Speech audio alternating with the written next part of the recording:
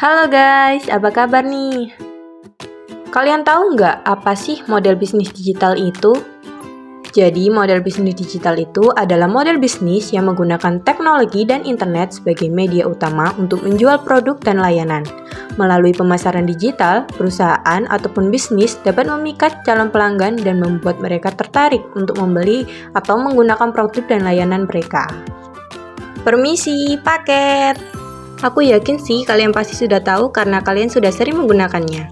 Nah, aku mau memberikan sedikit penjelasan tentang beberapa elemen kunci dalam sebuah model bisnis digital. Yang pertama ada platform digital. Bisnis digital seringkali bergantung pada platform online seperti situs web, aplikasi mobile, media sosial, pasar online, atau marketplace untuk mencapai dan berinteraksi dengan pelanggan mereka. Yang kedua, ada pemasaran digital. Pemasaran digital adalah bagian penting dari model bisnis digital.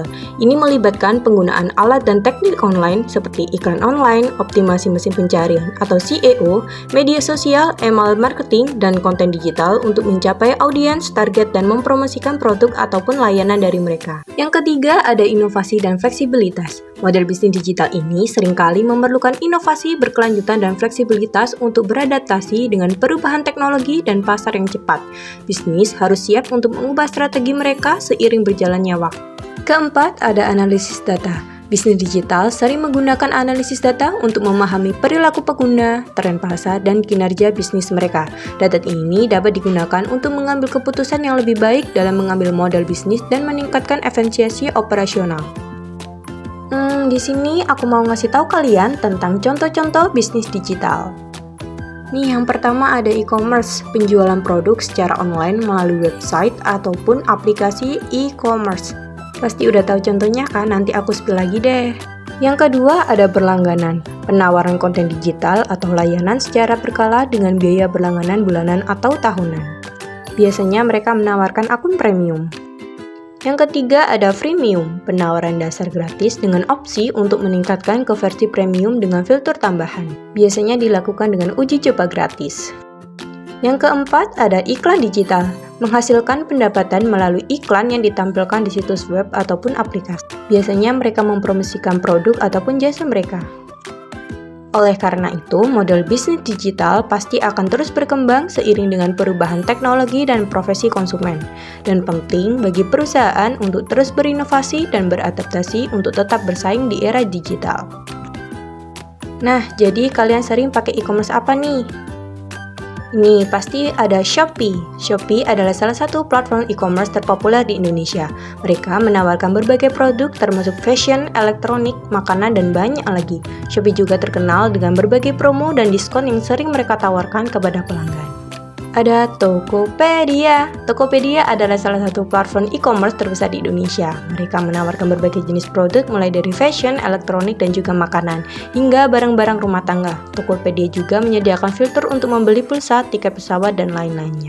Jangan lupakan Lazada. Lazada adalah platform e-commerce yang beroperasi di berbagai negara Asia Tenggara, termasuk Indonesia. Mereka menawarkan berbagai produk dan berbagai merek terkenal dan juga sering mengadakan penjualan besar-besar. Jadi, keuntungan model bisnis digital yaitu dapat menjangkau pasar di berbagai lokasi, bahkan internasional tanpa harus membuka toko fisik. Kemudian menghemat biaya produksi, transportasi, dan human resource dengan menawarkan layanan secara online dan dapat menawarkan pengalaman belanja yang lebih mudah, cepat, dan aman pada pelanggan dengan pembaruan dan pemrosesan bisnis. Oke, next. Kali ini kita akan beralih materi ke Big Data ya guys. Apa sih itu Big Data? Big Data merupakan istilah untuk kumpulan data yang sangat besar. Big Data juga merujuk pada teknologi, alat, dan praktis bisnis yang memungkinkan pengumpulan, penyimpanan, pengelolaan, dan analisis data yang kompleks dan besar. Oke, aku jelasin sejarah dari Big Data. Yang pertama di era zettabyte. Pembuatan, pemrosesan, distribusi, dan penyimpanan data telah mengalami transformasi besar selama 30 tahun. Di generasi Asian pada tahun 1993, hanya 3% dari semua data yang disimpan dalam bentuk digital. Sisanya disimpan dalam bentuk media analog seperti buku, kaset video, dan saat ini hampir semua data tersedia dalam platform digital. Jumlah data yang dihasilkan pada tahun 2019 diperkirakan sekitar 43 ZB dan diperkirakan jumlah ini akan meningkat menjadi 175 ZB pada tahun 2025 jika jumlah data yang dihasilkan terus meningkat sebesar 23% per tahun.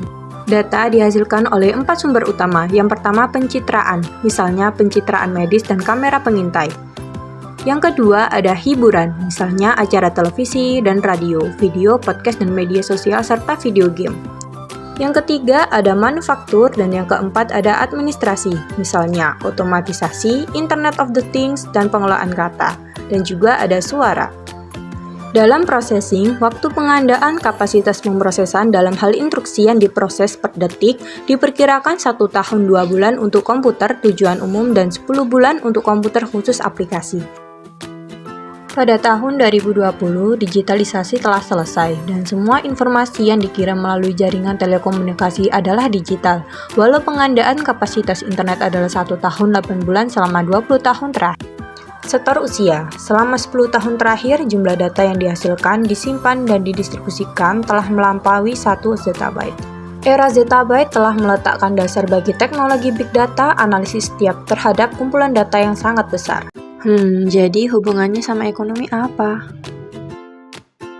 Dalam ekonomi, big data adalah studi tentang bagaimana big data dapat diubah menjadi nilai ekonomi, di mana proporsi nilai utamanya adalah pemrosesan data digital secara sistematis untuk mendeteksi informasi tersembunyi yang dapat digunakan untuk tujuan bisnis. Nah, big data sendiri memiliki beberapa karakteristik yang disebut dengan 4Vs. Simak penjelasannya ya. Yang pertama, volume, mengacu pada jumlah data digital yang tersedia untuk dianalisis. Kedua, variasi, mengacu pada kekayaan kategori data. Yang ketiga, kecepatan, mengacu pada kecepatan data dihasilkan dan diproses. Yang keempat, keakuratan, mengacu pada ketepatan data. Nah, selanjutnya yaitu penggunaan big data. Yang pertama, penggunaan big data dari pemerintah dan pelayanan publik. Pemerintah menggunakan big data untuk menyiapkan statistik nasional lebih luas dengan cara menggabungkan informasi berbasis data publik dan swasta. Yang kedua, ada asuransi. Industri asuransi menggunakan big data untuk memprediksi variasi dalam harapan hidup, biaya kesehatan, dan biaya bencana alam serta kecelakaan pribadi menggunakan informasi data database publik dan swasta. Yang ketiga, pengecer. Tos serba besar mengumpulkan sejumlah besar data tentang pelanggan mereka. Jika barang dibayar dengan uang tunai, pelanggan tidak diketahui identitasnya, tetapi tidak demikian halnya jika menggunakan kartu bank atau kartu anggota. Yang keempat, pialang data. Pialang data atau pialang informasi menerima atau memberikan informasi dari berbagai sumber, misalnya jejaring sosial, pengecer, pemberi pengaruh, dan pemilik aplikasi, dan sebagainya. Yang kelima, ada media elektronik, media sosial, surat kabar, jurnal, dan industri TV menggunakan data yang mereka kumpulkan tentang pelanggan untuk menghasilkan iklan, editorial, dan artikel yang ditargetkan. Yang keenam, ilmu pengetahuan. Analisis data besar adalah filter utama dari beberapa eksperimen ilmiah terbesar di dunia. Yang ketujuh, ada buta huruf data. Analisis data besar dan kecerdasan buatan adalah disiplin ilmu yang sangat terspesialisasi yang diajarkan dalam program lanjutan di beberapa universitas. Nah, penyalahgunaan big data ini bukan bermaksud dalam hal negatif. Big data seringkali menggunakan data pribadi karena data pribadi mungkin sensitif pada mengandung informasi pribadi yang tidak ingin dibagikan oleh subjeknya. Ada beberapa kerangka kerja hukum yang harus dipatuhi oleh sistem big data. Yang pertama, ada operasi clandestine. Big data digunakan oleh badan-badan intelijen dan keamanan untuk mengumpulkan dan menganalisis informasi rahasia. Yang kedua, ada pengendalian sosial. Beberapa perusahaan telah mengembalikan sistem pengawasan kamera untuk mengenali wajah secara real-time. Yang ketiga, pelanggaran terhadap data pribadi integritas. Penggunaan media sosial dan layanan lain yang ditawarkan melalui internet biasanya tidak mengetahui data apa saja yang dikumpulkan oleh penyedia layanan tentang mereka dan untuk tujuan apa penyedia layanan menggunakan informasi ini. Oleh karena itu, hati-hati dan bijak dalam penggunaan teknologi. Semoga bermanfaat.